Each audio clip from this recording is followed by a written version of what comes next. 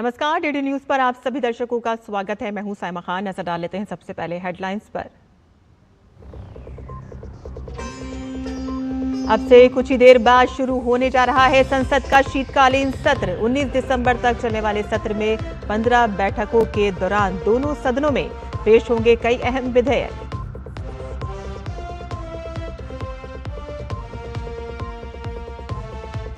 जम्मू कश्मीर के शोपिया समेत 8 स्थान पर एनआईए की छापेमारी जारी। व्हाइट कॉलर टेरर मॉड्यूल के मास्टरमाइंड मौलवी इरफान और आमिर राशिद का घर भी शामिल।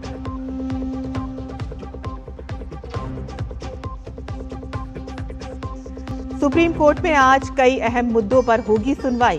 दिल्ली एनसीआर में प्रदूषण, वक्फ संशोधन कानून और मथुरा में श्री कृष्ण जन्मभूमि मामले पर सुप्रीम कोर्ट सुनेगा दलीलें।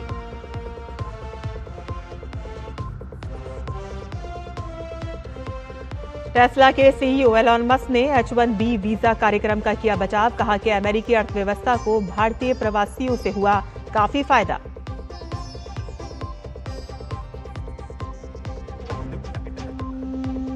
और अमेरिकी राष्ट्रपति डोनाल्ड ट्रंप ने रूस के साथ शांति वार्ता को बताया संतोषजनक। कहा कि समझौते का ये बेहतरीन मौका। ट्रंप के स्पेशल दूत स्टीव विटकॉफ अगले हफ्ते जाएंगे रूस।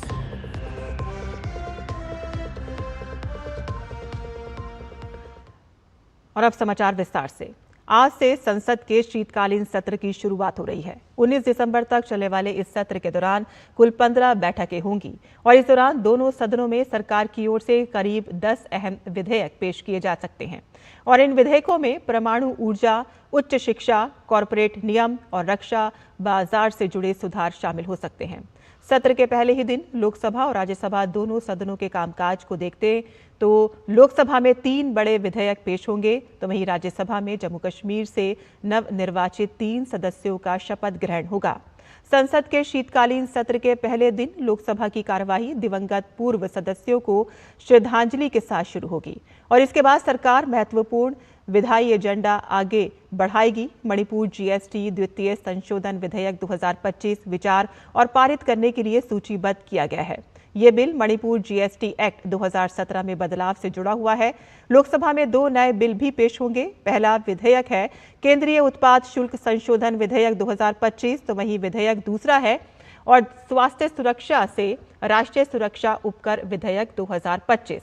और इस बिल के जरिए सरकार राष्ट्रीय सुरक्षा और सार्वजनिक स्वास्थ्य पर होने वाले खर्च के लिए अतिरिक्त संसाधन जुटाने का प्रावधान कर रही है और इसके तहत विशेष वस्तुओं के निर्माण में उपयोग होने वाली मशीनों और प्रक्रियाओं पर उपकर लगाया जाएगा।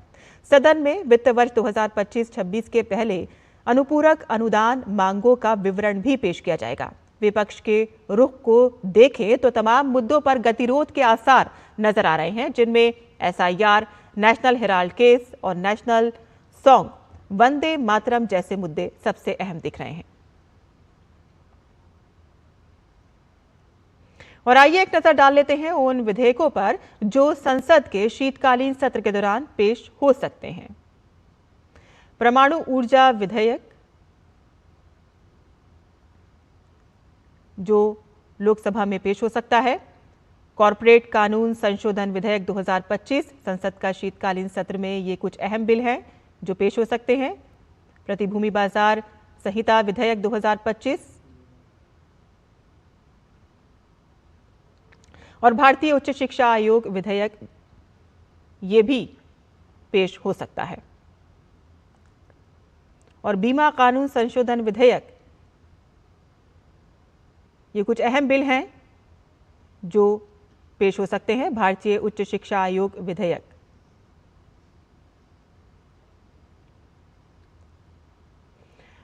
राष्ट्रीय राजमार्ग संशोधन विधेयक,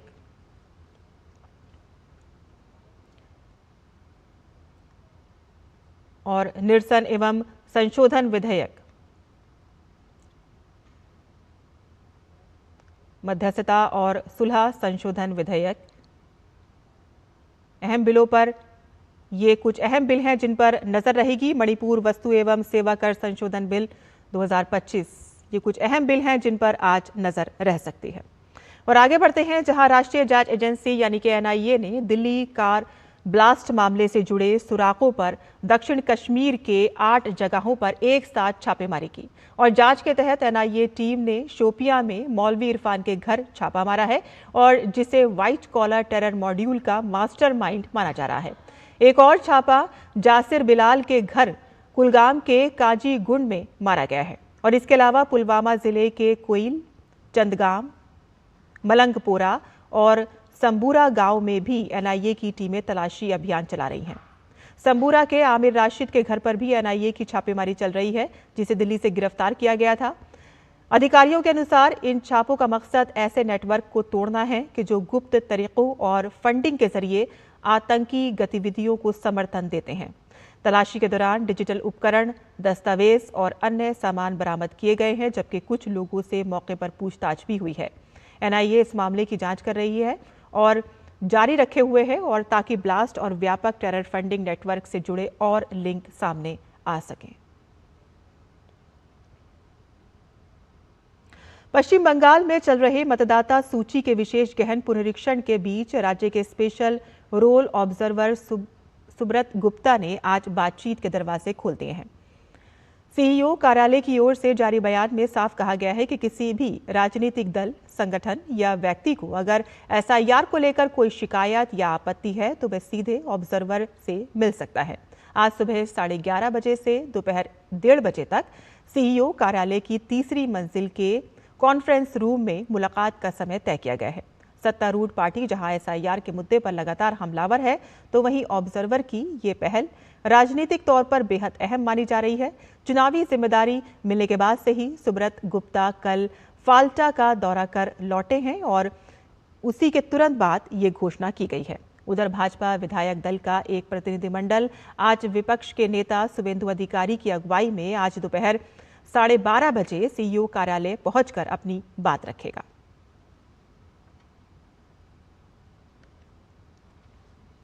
आज सुप्रीम कोर्ट दिल्ली एनसीआर में बढ़ रहे प्रदूषण पर सुनवाई करेगा और इस सुनवाई के दौरान देखा जाएगा कि प्रदूषण कम करने के लिए तत्काल और दीर्घकालिक कौन से उपाय किए जा सकते हैं।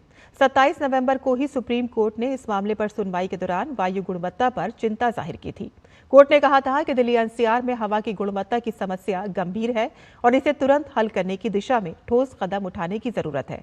चीफ जस्टिस सूर्यकांत ने प्रदूषण के मामले पर नियमित सुनवाई की जरूरत पर जोर देते हुए कहा कि अक्सर दीपावली के समय प्रदूषण से संबंधित मामलों पर सुनवाई होती है, लेकिन उसके बाद ये मामला ही गायब हो जाता है, जबकि ऐसे मामलों में निरंतर निगरानी और नियमित सुनवाई आवश्यक है ताकि ठोस और प्रभावी निर्णय लिए जा सके।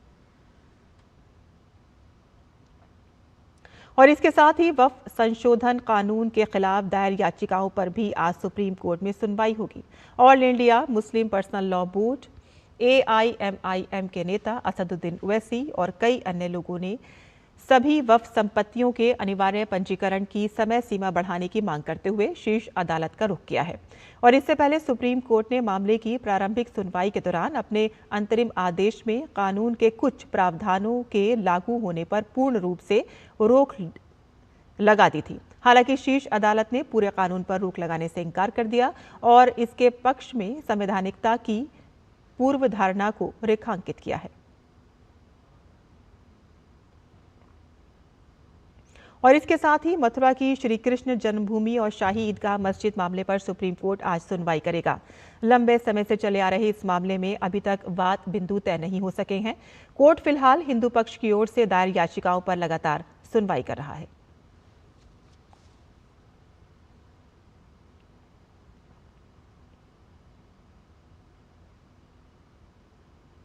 थाईलैंड के विदेश मंत्री सिहासक फुआंगकेटकेओ आज विदेश मंत्री डॉक्टर एस जयशंकर से मुलाकात करेंगे। दोनों नेता आज नई दिल्ली स्थित हैदराबाद हाउस में द्विपक्षीय चर्चा करेंगे। थाईलैंड के विदेश मंत्री कल भारत की 4 दिन की यात्रा पर दिल्ली पहुंचे। ये यात्रा रणनीतिक साझेदारी और स्थायी संबंधों को मजबूत करने का अवसर है। दोनों देशों के बीच राजनयिक संबंध 1947 में स्थापित हुए थे। वर्ष 2022 में दोनों पक्षों ने राजनयिक संबंधों की स्थापना की 75वीं वर्षगांठ मनाई थी। चक्रवात दितवा कमजोर होकर गहरे दबाव में परिवर्तित हो गया है। ये तूफान फिलहाल कुड्डालोर से लगभग 90 किलोमीटर पूरब में, कराईकल से 130 किलोमीटर उत्तर पूर्व पुडुचेरी से 90 किलोमीटर पूरब में और चेन्नई से 140 किलोमीटर पूरब में केंद्रित है। ये उत्तरी तमिलनाडु और पुडुचेरी के तटों से लगभग 80 किलोमीटर दूर केंद्रित है और इसके उत्तरी तमिलनाडु से पुडुचेरी के तटों के समानांतर लगभग उत्तर की ओर बढ़ने और कल सुबह तक धीरे धीरे और कमजोर होने की संभावना है। ये कुछ घंटों में दक्षिण पश्चिम बंगाल की खाड़ी से 40 किलोमीटर और उत्तरी तमिलनाडु पुडुचेरी के तट से कम 20 किलोमीटर की दूरी पर केंद्रित होगा। कराईकल और चेन्नई में डॉपलर वेदर रडार के माध्यम से इस पर नजर रखी जा रही है। चेन्नई, एन्नोर, कट्टुपल्ली, पुडुचेरी, कुड्डालोर, नागपट्टनम, कराईकल, पंबन और थूथुकुडी पोर्ट पर पोर्ट सिग्नल चेतावनी नंबर 3 जारी कर दी गई है। पोर्ट सिग्नल चेतावनी नंबर 3 का अर्थ है कि बंदरगाह तूफानी मौसम के खतरे में है, जिसमें लगभग 40 से 51 किलोमीटर घंटे की गति से चलने वाली हवाएं शामिल हैं।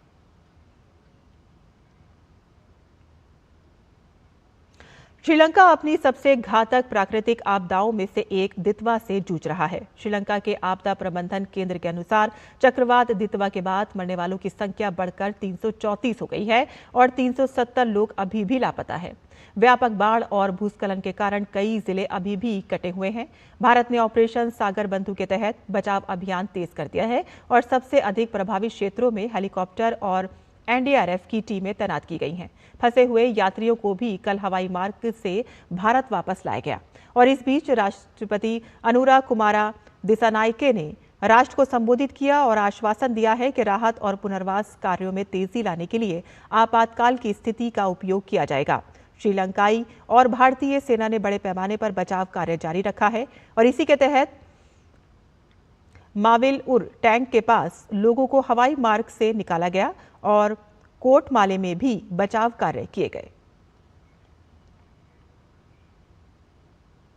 और यहां बुलेटिन में हम रुकते हैं एक छोटे से ब्रेक के लिए। हम जल्द हाजिर होंगे। आप देखते रहिए डीडी न्यूज।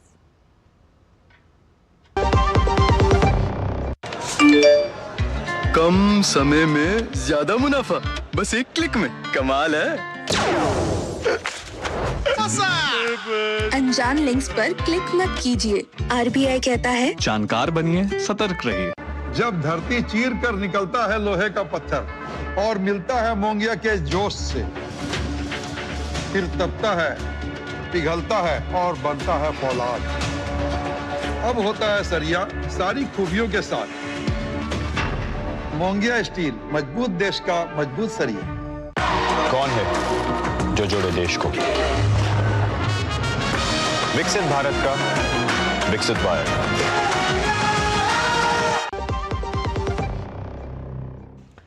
और ब्रेक के बाद आपका फिर से स्वागत है। श्री राम मंदिर के शिखर पर धर्म ध्वजा की स्थापना के बाद से अयोध्या नगरी श्री राम की भक्ति में झूम रही है।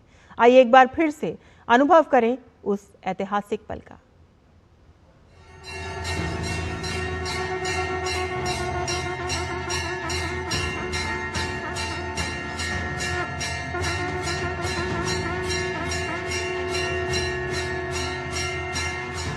अयोध्या नगरी आज एक बार फिर इतिहास के स्वर्णिम अध्याय की साक्षी बनी। श्री राम जन्मभूमि मंदिर में भगवा ध्वजारोहण विधि विधान से संपन्न हुआ।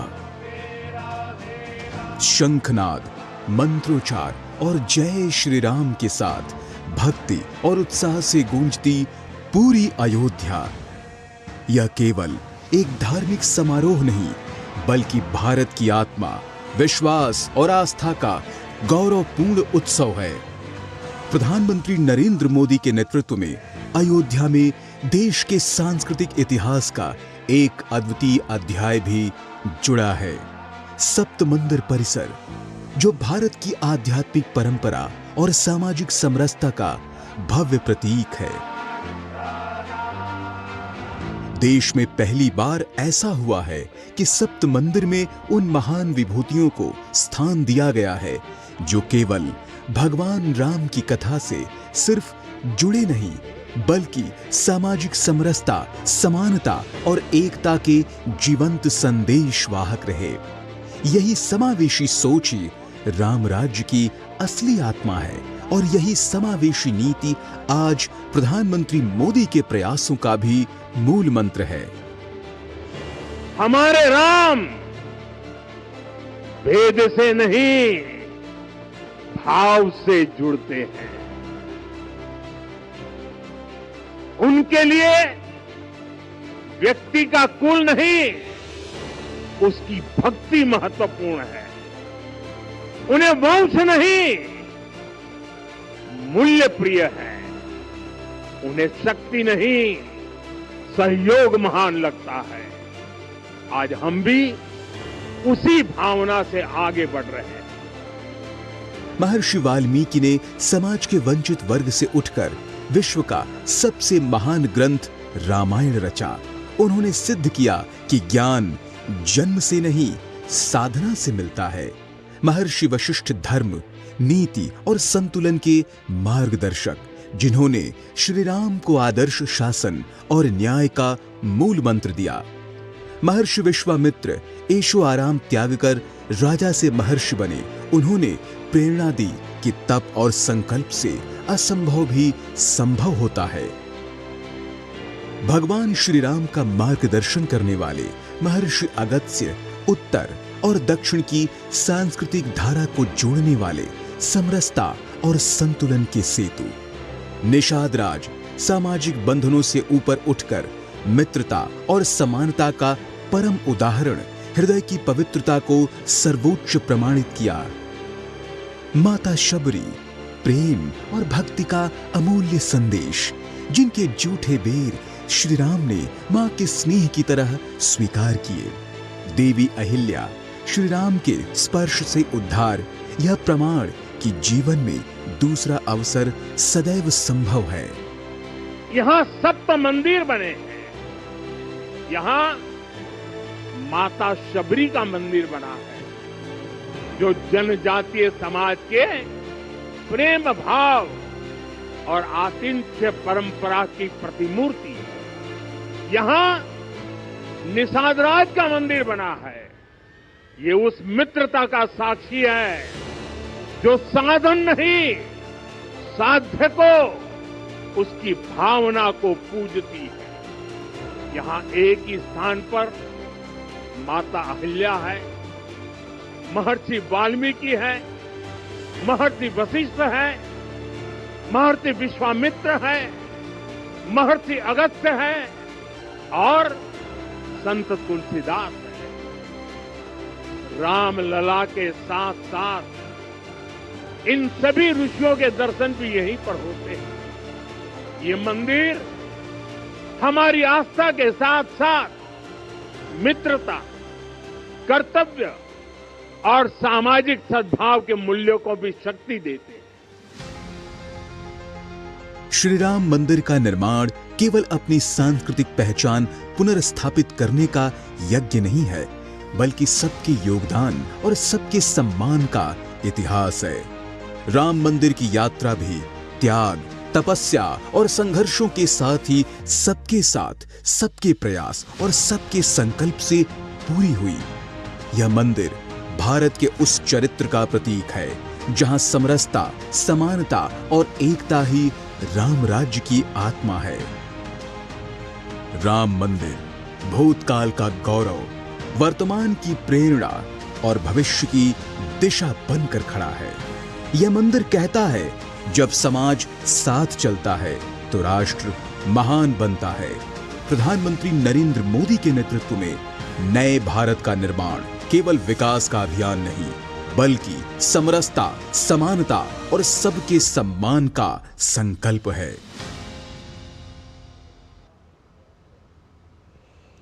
और बिहार विधानसभा सत्र का आज से आगाज होने जा रहा है। नई सरकार के गठन के बाद ये पहला सत्र है कि जिस पर सभी की निगाहें टिकी हैं।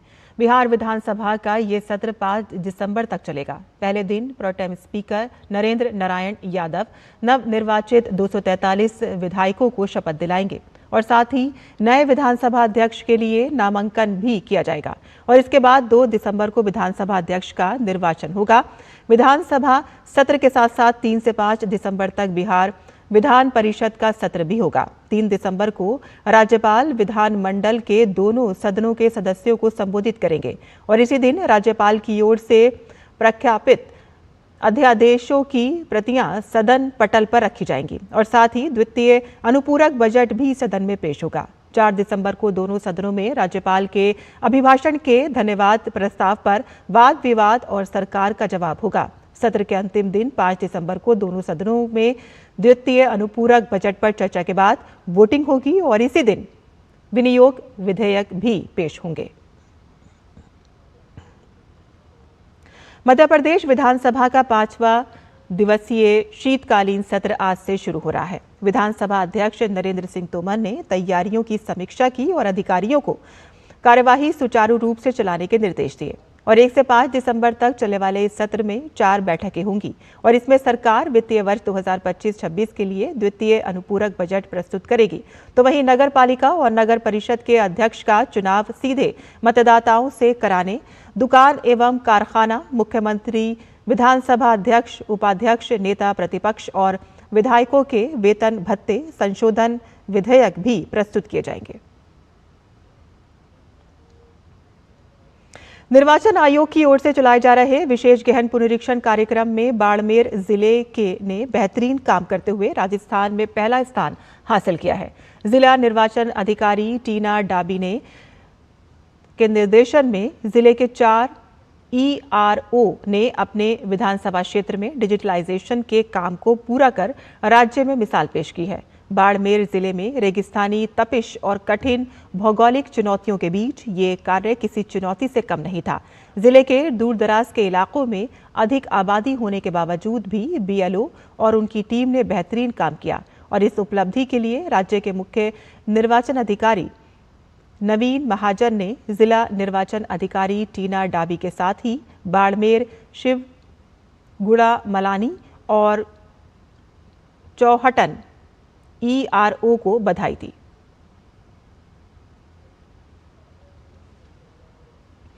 टेस्ला के CEO एलन मस्क ने H-1B वीजा कार्यक्रम का बचाव करते हुए कहा है कि अमेरिकी अर्थव्यवस्था को भारतीय प्रवासियों से काफी फायदा हुआ है। उन्होंने एक पॉडकास्ट के दौरान ये टिप्पणी की। मस्क ने कहा कि अमेरिका को भारत से उच्च कुशल श्रमिकों की अब पहले से कहीं ज्यादा जरूरत है और साथ ही उन्होंने कुछ आउटसोर्सिंग कंपनियों द्वारा वीजा प्रणाली के दुरुपयोग की भी निंदा की। मस्क ने कहा कि अमेरिका को भारतीय प्रतिभाओं से बहुत लाभ हुआ है।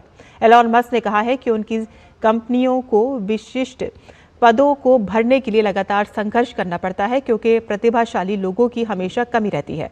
मस्क की ये टिप्पणी राष्ट्रपति डोनाल्ड ट्रंप के दूसरे कार्यकाल में H-1B कार्यक्रम के बीच आई है, जिसने कुशल विदेशी श्रमिकों की आवश्यकता को स्वीकार करते हुए भी एक सख्त नियामक रुख अपनाया है। अमेरिकी राष्ट्रपति डोनाल्ड ट्रंप ने रूस के साथ शांति वार्ता की प्रगति को लेकर संतोष जाहिर किया है, जबकि विदेश मंत्री मार्को रूबियो ने कहा है कि यूक्रेन के साथ शांति बातचीत अच्छी रही, लेकिन रूस यूक्रेन युद्ध को खत्म करने के लिए समझौते पर पहुंचने के लिए और काम करने की जरूरत है। संयुक्त राष्ट्र और यूक्रेनी अधिकारियों ने कल शांति समझौता का अंतिम प्रारूप तैयार करने के लिए लगभग 4 घंटे बातचीत की। ये बातचीत रूस के राष्ट्रपति व्लादिमीर पुतिन से मिलने के लिए संयुक्त राष्ट्र के राजदूत के मॉस्को दौरे से कुछ ही दिन पहले हुई है। ये बातचीत फ्लोरिडा में हुई है, जिसका नेतृत्व यूक्रेन के मुख्य वार्ताकार रुस्तम उमरोव ने किया और इस दौरान अमेरिका के राजदूत स्टीव विटकॉफ और डोनाल्ड ट्रंप के दामाद जेरेड कुशनर भी उपस्थित थे। ये बातचीत संयुक्त राष्ट्र के 28 सूत्रीय गोपनीय योजना के बाहर आने के बाद हुई है, जिसने यूक्रेन और उसके यूरोपीय सहयोगियों को हैरान कर दिया था क्योंकि ये रूस के पक्ष में लग रहा था। और रूबियो ने कहा है कि इसका मकसद सिर्फ लड़ाई को रोकना नहीं है, बल्कि यूक्रेन के लंबे समय की सुरक्षा और खुशहाली पक्का करना है।